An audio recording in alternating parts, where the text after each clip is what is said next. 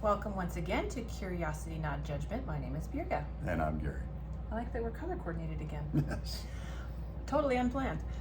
So those of you that are listening, obviously, are not benefiting from our fantastic wardrobe choices, but you get to hear the story nonetheless. And today's story really talks about what we're going to dub the shadow self. And I know that you had picked up this expression from some reading or some viewing that you had done earlier on in the week, but it had really made an impact on you in terms of there are elements that we find in other people that are they're aggravators, they're causes of frustration, but when we really step back and look at it, is there a little bit of reflection happening in that mirror as we're kind of bugged in that same characteristic in ourselves? Toward the theme of curiosity, not judgment, I think that we tend to, and this is just human nature, we tend to react to other people, and sometimes in ways that are a bit judgmental, Sure. even if we don't say it out loud. Mm-hmm. It's just, people irritate us, people trigger us, etc. And I think that's, I've been working hard on, that's a yellow flag that I should look at and ask the question, why is this person's actions irritating me or bugging me or triggering me? And is it something to do with something I don't like in myself? Is it something that I can't control? That's a big one for me, for instance. Obviously we have complete control over everybody else around us, right? No. And so anybody who's had a teenager knows about that. But in general, we don't have control over other people. And sometimes that lack of control, for me, is a trigger, right? And I want them just to think the way I do because I think properly, right? Yeah. And wouldn't it be great if everybody thought like we all did? And I think we project that onto people too, and we project that everybody thinks the way we think, and so it's a combination of all that, right? Yeah. Is there something in what they're doing that's bugging us because it's something that bugs us about ourselves? Is it something that is out of our control, we feel, even in ourselves, but certainly in other people? And is it something that that we should be bugged at the other person, or should we be accepting of where they are in their journey and just work through the issue at hand without being triggered? I know I respond much better if I don't concentrate on what's wrong with the other person. Sure. And just think about, okay, let's separate the issue from the person and bring it out here and deal with it, regardless of how the person's responding to it, regardless of how the person is portraying it or displaying it or pushing it or whatever. And it's not as much about their agenda as it is, there is an issue, otherwise the person wouldn't bring it up. Sure. And what is it we could do to address the issue? Just last night I was laying in bed and it was 1:30 in the morning, and I knew based on how the light and the shadow was falling under doorways that my daughter hadn't come home. And she's an adult, she's 19 years old, and we don't have a curfew for her. And as I was laying there starting to get real irritated, I have to stop myself and say, this is out of my control, and it likely needs to be out of my control. Her choices are her choices, not my choices, and then go through the whole mental process, because what you're describing about that place of being so bugged with somebody, you have to make a conscientious choice to walk through the mental process of untangling your emotional self from whatever the situation is, because if I let it, I'd get angry. I feel like, what is she thinking? She's got school in the morning, and I can fill in all of the stories in my mind about bad choices being made, etc. But it's not my choice. And then, so now as we're talking about, is there something in that that's a reflection back on me? I don't know. It doesn't come quickly to mind. I know I tend to want to control situations because I feel safe when I can manipulate the outcome. And I'm saying that not in an evil way, but when I can say my action results in this.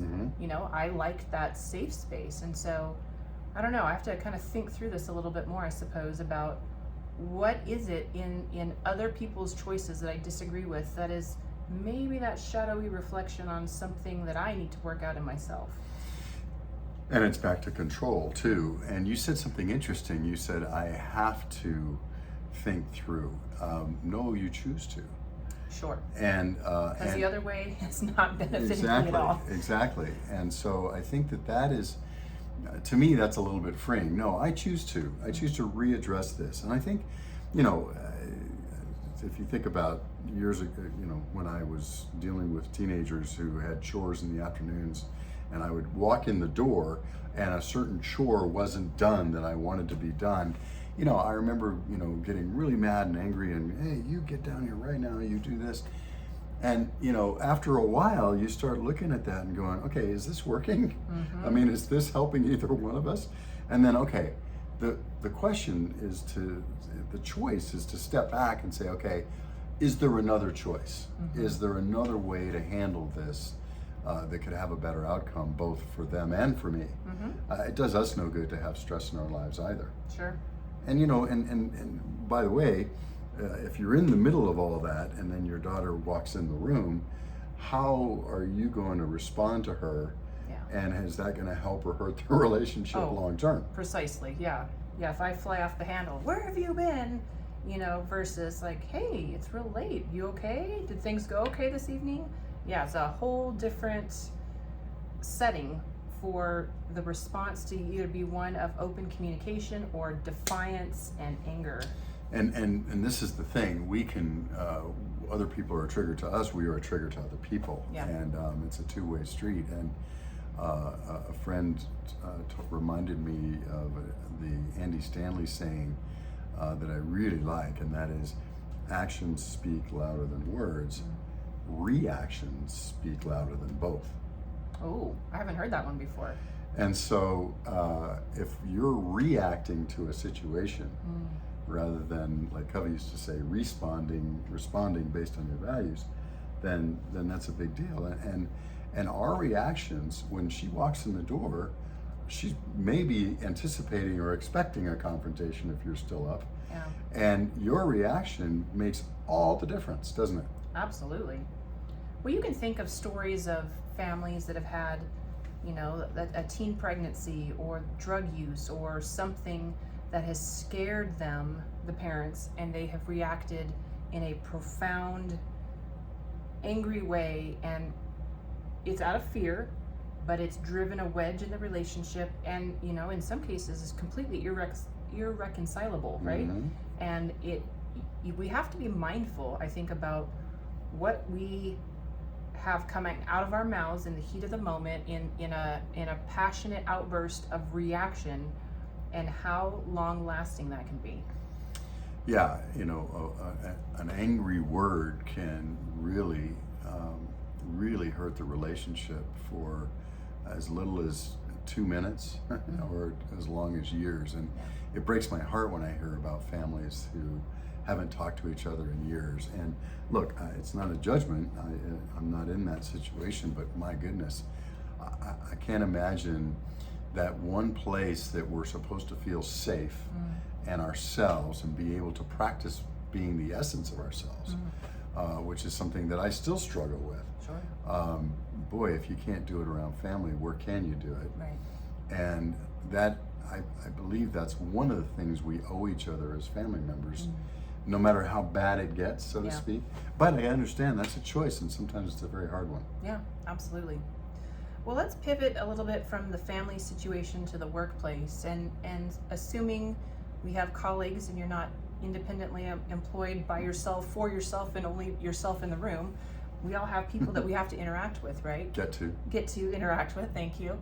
And inevitably, there are those people that rub us the wrong way. And so as we are contemplating this shadow self topic, go into that a little bit more and how we deal with that in the work setting.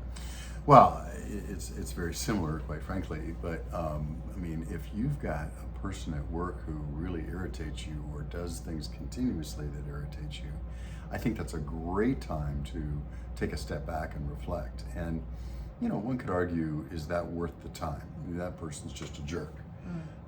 I think it's always worth the time.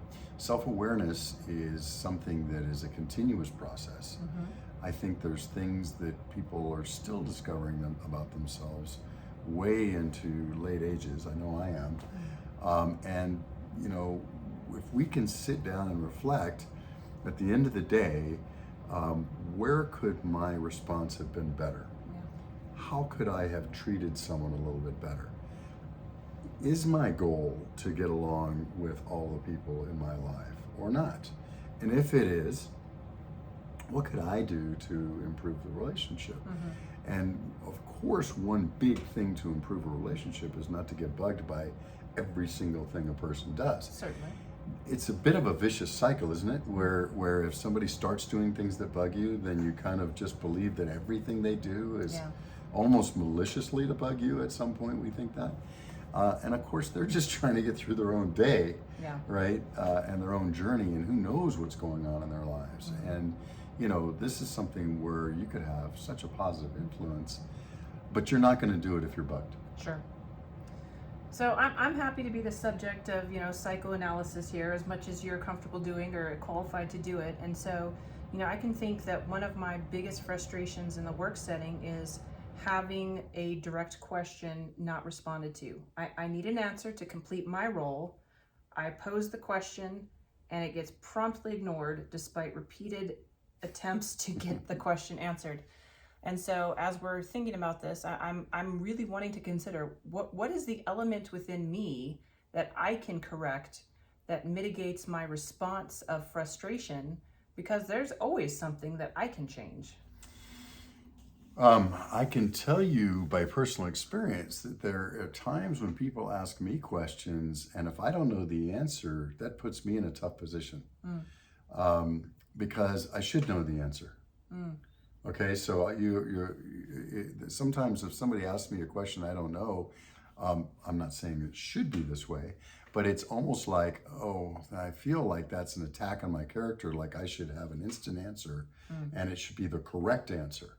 And sometimes I'm in the middle of thinking through what that I'm very aware of the situation, but I haven't come up with an answer yet, or the data isn't there yet to make the decision, or. I think the key to it, though, is the communication. So I know I could always do a better job of saying, I've been thinking about this and I just don't have an answer yet. Or, this one's really perplexing me. I could see this going either way. I could see the consequences of both sides, and I'm not sure we should make this decision at this time. And now the old adage, to not make a decision is to make a decision, yes. But sometimes, I fall in the middle, and usually towards the end of, just make a decision, we'll fix it later if it's wrong. There's some people that don't want to make a decision until it's going to be absolutely 100% correct. Yeah. And we all know people like that. And by the way, there's certain areas of our lives, I always go back to this, where we are more like that and less like that. Right. And is it really important, right? I mean, if you're buying a house is different than buying a pair of shoes. Absolutely. And so, you're going to want to do a lot more research on a house than you are a pair of shoes. And so there's different areas and different people and different situations in our lives when we want to make the right decision. And so sometimes when you're asking someone to make a decision, I think the questions you can ask yourself is, number one, can I make this decision on my own? Number two, am I asking the question because I want to absolve myself of the consequence of the answer? Okay. I'm asking just so I have cover, right? Yeah. Number three, do I know what the right answer is, and I'm just trying to get more validation for it, even though I know what the right answer is? Number four, when I get the response, am I going to be happy with it? Okay. Right? I mean, I'll tell you that there are some people who don't answer questions because they know they're going to get slayed. Right? Yeah. I'm sure there's TV shows that certain people won't go on because they know that everything they say is going to get used against them. Yeah. right? And some people are trained that way. I think we have some folks, for instance, in the city bureaucracy who won't answer a question because no matter what they say, it's going to be the wrong one. Yeah, someone will find fault with the answer. So I think there's many, I think that it's a good time to take a step back and say, okay, A, maybe there's a reason why they're not answering this question other than just to bug me. Sure. And number two, why is it I'm asking this question? Mm-hmm. Well, let's assume the best on both cases. It is legitimately an answer I need, and assuming the best from the other person. Why is the frustration so ratcheted up about just the lack of response, right? Mm-hmm.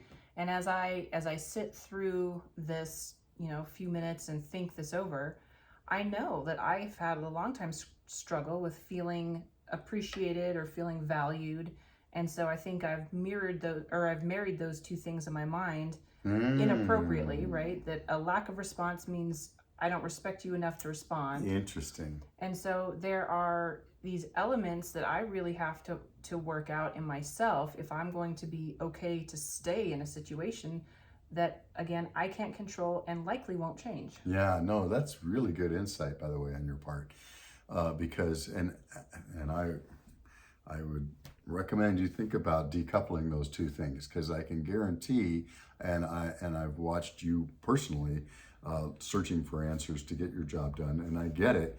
And I can say that there's nobody not answering you because they don't value you, right? And so, but boy, that's a keen insight.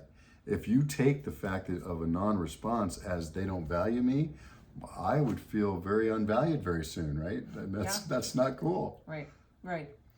So, and if you don't feel unvalued, by the way, that could be its own vicious cycle. Oh, without question. Because then your response to them is going to be different than if you did feel valued. Yeah, if you're feeling secure and appreciated, yeah, absolutely. You're right that the response will be dictated by the undergirding emotion. So getting to that place, though, of self-analysis so that we can decouple these things, that whatever the behavior is that generates an emotional response in us, asking those curious questions. I know that we can't have a formula. I'm not suggesting that we need a formula, but maybe just some broader questions that we can throw out there for a myriad of situations where folks can say, okay, I'm facing this challenge, this irritation factor that's happening with a colleague or a neighbor or whoever it is, and I need to be able to really do some self-reflection and figure out why my response is so strong, and get some of this stuff dug out so that there is hopefully a preservation or a restoration of relationship. I'm an engineer. There's always a formula. Okay. I'm kidding. You have to account for divide by zero and sometimes too many variables to make it worthwhile. And no model is perfect, so I get what you're saying. But there are some guidelines, I think. Mm-hmm. And I think that, look, in an ideal world, if you were to feel unvalued because of a situation like I've asked you for a response 3 times and you haven't responded, you could say, hey, do you not value me? I mean, now that's a scary question to ask, especially if you think the answer might be yes. Right. But I can guarantee 99% of the time it's not going to be yes. I mean, It's going to be no. Of course, I value you. Yeah, we've told ourselves stories. Exactly and that's the key. Yeah. What you just said there, and I do this all the time. Mm-hmm. I'm telling myself a running story all the time. Certain people want to have a meeting with this afternoon. I wonder what it's about, what it's going to be. Oh, is it this and this and this? Boy, if they do this, I'm going to be this. Maybe I should get ready. It's like, you know what? It's rarely ever that, right? That's true. It's usually just, hey, I was curious about this, and it's going to be totally different. I think that sometimes our minds race off in directions that are usually not helpful. What did Mark Twain said? I was afraid of many things in my life that never happened. Sure. Right? And so I think we sometimes get into, and fear is that mode that is never helpful. Right. Fear leads to that whole thing of, what is it that I'm afraid of losing, or trying to hide or prove to others? What are those things that really are things that take me to a level that is not going to be helpful to any relationship? Mm-hmm. So you're talking, I mean, I know you're saying this a little tongue in cheek about there being a formula, but let's walk down that path a little bit, because I think there's some folks that are finding themselves stuck in a pattern, interaction, bugged, stew on it all night, complain to your spouse, and start again in the morning. So how do we get out of that hamster wheel? Sure. Okay, well, the first thing to do is step back with a piece of paper and say, why does this person bug me? What is it specifically that they're doing that bugs me? Yeah. And then write it down. And then look at that list and say, okay, of these things that bug me, what's my part in this?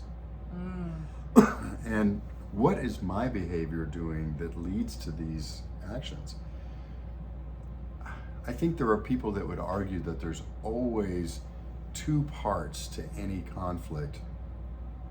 And we may say, no, it's 100% that person's fault. Maybe, but I think those are rare, right?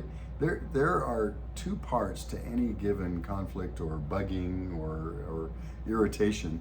And what's my part in this? If you look at that list and say, what's my part in this? Maybe you have a big part in this particular thing. You want to control the situation and make that person do their job. Or maybe there's a way to do this where you never have to go to that person for that particular thing again. You can design a way around that. Yeah, that's true. That's maybe a silly example, but my point is, I think there's a lot of value in writing things down and looking at them. So if you had a list of what is it specifically about this person that bugs me, how many of these things are things that I don't like about myself, right? First of all, and deal with that. Second of all, how much of these things are things that I just can't control and that bugs me? And then how much of these things are system problems? They're not really their problem, but it's because they're locked in a system that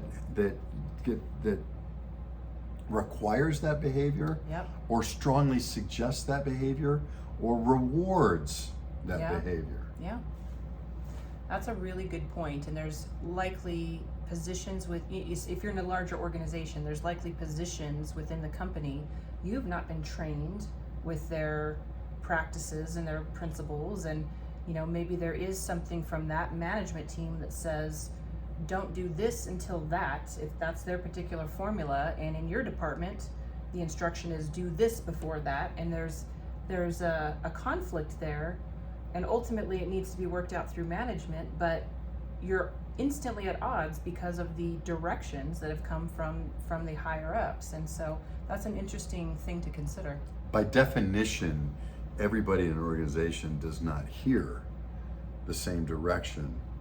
You're calling it management, I hope it's leadership. But by definition, everybody doesn't hear the same way. And then there may be even more to it than that, in that the leadership is specifically telling different people different things. I know for a fact that sometimes leaders will tell one group one thing and one group another thing in order to specifically create the yin yang that they're looking for. Okay, you guys have to cut the budget and save every penny in accounting. You guys need to get the job done. Those things are always going to be in conflict. Yeah, they're always at odds. Right? Yeah. And so that's not even an intentional, or maybe even is an intentional, but these people are going to react differently to these people. Now, I am constantly bugged when someone makes me justify what I want to go do. Because it's like, come on, my heart, I'm trying to do the right thing for the company. Why would you doubt me? This is the right thing. Well, okay, but I still need a justification that this, and this is happening, and you need to document this, and this is, don't make me document this. Can't we just talk about this? But you know what? They're very valid in their request to document this thing. It just bugs me because I don't like to do that. Yeah. And I don't take the time to do it, and it's not that I can't do it, I can, which makes them even more mad, right?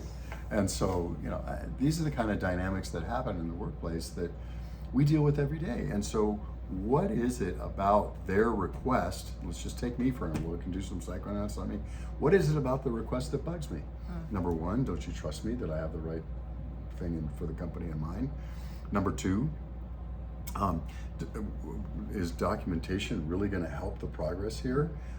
Number three, who am I documenting this for? And am I going to document something and it just goes on a shelf and nobody ever sees it or does anything with it, etc.? And then that's a waste of my time where I could be out doing number 1 and 2 again, right? And so what is it about that request that bugs me? And at the end of the day, if I sit down and rationally think about it, it's like, they're right. They need that documentation and I should sit down and produce it and quit whining about it. You want my 2 cents on that? Sure. I think there's a little bit of a fear that once it's down on paper, you're stuck to that formula. I am one who likes to change things and go with the flow.